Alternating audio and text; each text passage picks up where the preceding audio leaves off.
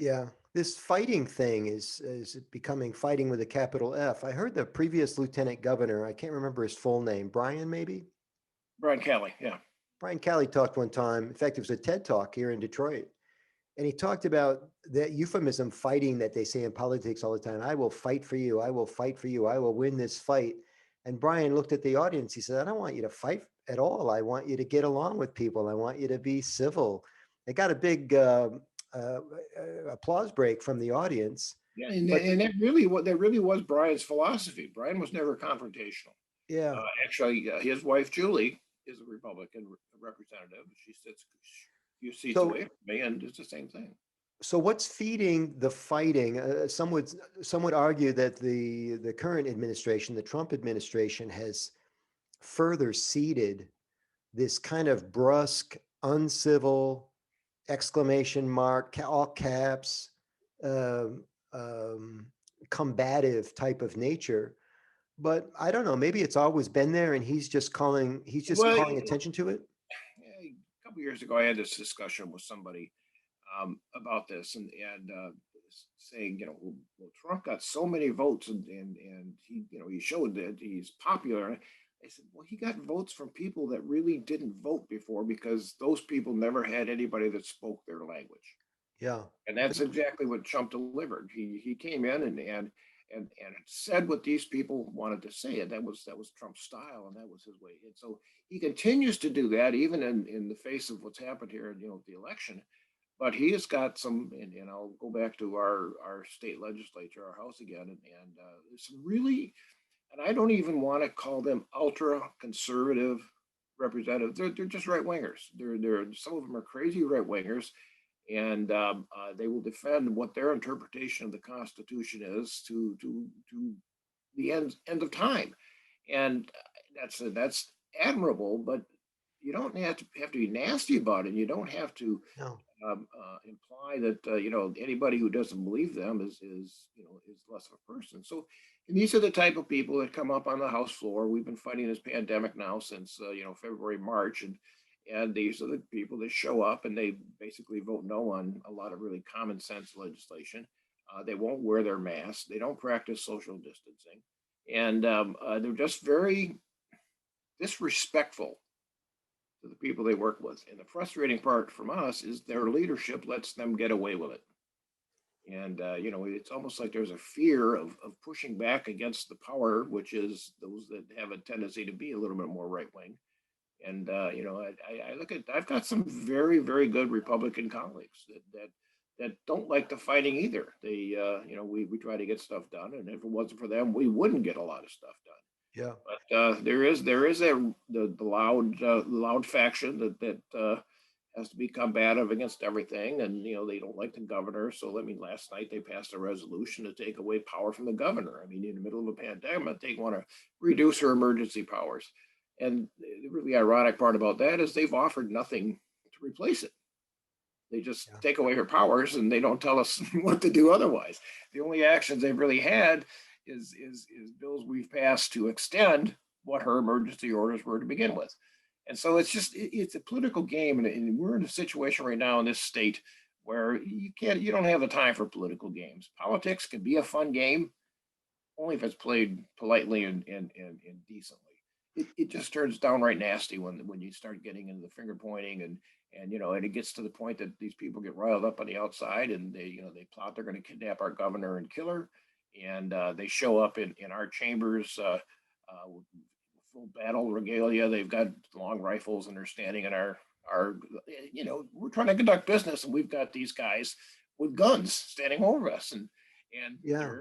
they're entitled to be there because Michigan's an open carry state, and those that are in charge of enforcing not bringing guns into the Capitol don't want to change it.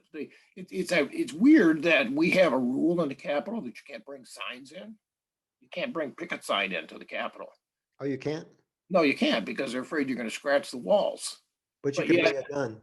but you can bring a long rifle. You can bring, you can bring an AK-47 in and sit in the gallery, and they're not going to stop you. And that's intimidating to those of us on the Democratic side who have become the targets of a lot of this stuff. So to be fair, I'm not going to suggest there are Democrats who out Trump because I do think he's invented his own stripe for this thing. Mhm. But to be fair, isn't there a faction of the Democratic side that's also prone to violence, eager to take up arms, if not literally, then figuratively? You're going to have that. Yeah, we've got some very far left people with far left radical ideas, and everything about the current government is bad, and they want this and they want that and they want to fight for it, and then just like the Republicans with the right wingers, we've got our left wingers, and Yeah, we're not all happy with them. yeah, And the vast majority of people are those of us the more, I hate putting titles, but we're the more moderate thinkers. I mean, we can go. I've certainly have my left leaning desires of things I want to do. I'm pro whatever us, but we and they have theirs, but we've got to be able to debate all those issues on a level that's going to get someplace. And we just scream at each other, and then we're yeah. not going to get anywhere. I think the pandemic has provided a really interesting example of what happens when you get up every day looking for the fight and forget about things that may be more important than the actual fight. The pandemic is an equal opportunity offender. Yeah, I It's mean, not it does there's no politics in a virus, and no, yet it's and become a political thing. Unfortunately, I've been telling people it's been so interesting to see what happens when public health policy bumps up against private health practice. mhm. That you don't have to listen to anybody if you don't want to. And by the way, in the absence of any policy, like a mask mandate, for example, then everybody is free to decide on their own. And what was really interesting about this was a lot of people chose to follow people who maybe didn't have any medical experience. They just happened to be in charge. And that became the official order of the day. Don't wear your mask. It's been fascinating to watch it play out.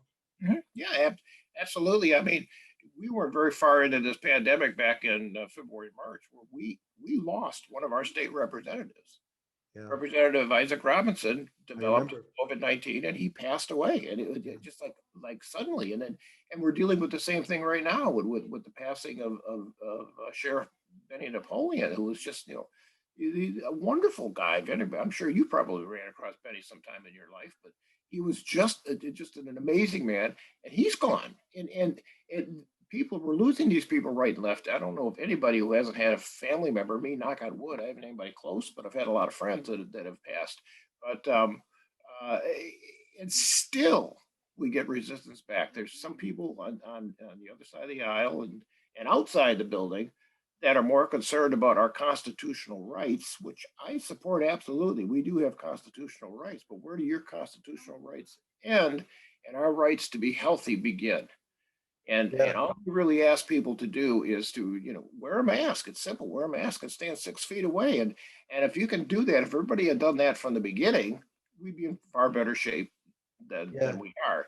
But again, those people say, well, that's not true because you can't prove it. Well, we can't prove it because we didn't do it. Well, and to be fair, there was some confusion at the beginning. There was some information out about whether or not masks were useful or helpful. There was Well, 6 feet versus 10 feet. And there were just people waiting to it catch was you. this is yeah this was a pandemic that caught everybody off guard. I mean, Well, none of us have been through. Governor Whitmer was not planning on a pandemic, and she got trial by fire, and she was the one sitting in the hot seat, and she's the one that was expected to make decisions. And in the early process of this, where not many people knew exactly what was going on, she brought in all the best help she could find, and even the professionals didn't have the answers.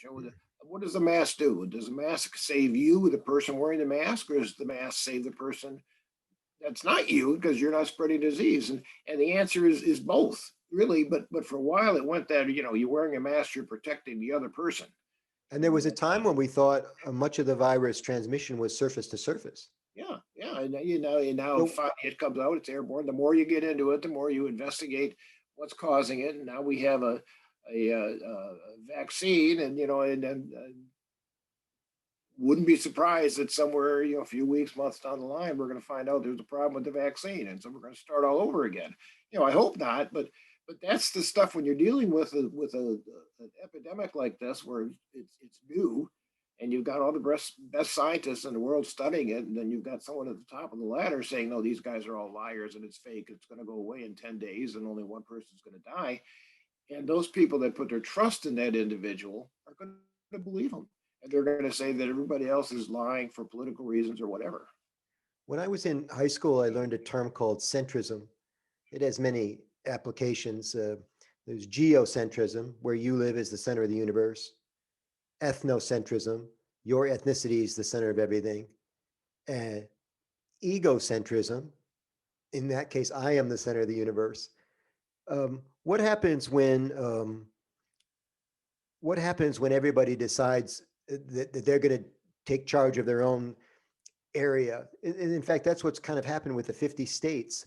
Ohio isn't working with Michigan. I mean, maybe Governor Whitmer has some partners in the different states, but essentially the states, because they're sovereign, if I have this right, have been asked to figure this out by themselves or on their own. Is that what's happening? Because there is no national Well, policy. yeah, I mean, that's happened. I don't think it should have happened. I think there should have been a national coordinated effort on all this, but the ball was punted, and so the states all have to pick up, and every state is different. So I mean, there's an advantage to creating your own guidelines to fit the needs of your particular state, but there's also an advantage to having some central coordinated effort, and so that everybody is getting the same information at the same time and not having to reinvent the wheel every time they get something. So Plus, the again, states in were all fairness, this generation has never had to deal with this type of health crisis.